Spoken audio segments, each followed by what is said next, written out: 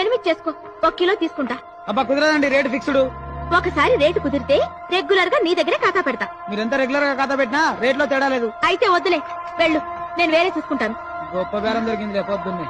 అదేంటండి అక్కడే ఆగిపోయారు, లోపలికి రండి.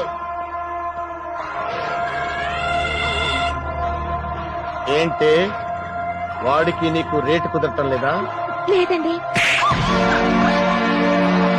ఎంత ధైర్యమే నీకు నాతో ఇంత డైరెక్ట్ గా చెప్పడానికి? ఇందులో తప్పే ఉందండి. అబ్బే లేదు, అస్సలు తప్పులేదు. అవును, ఇంతకీ నీకు గంటకింతనే, పూటకింతనే, రోజుకింతనే?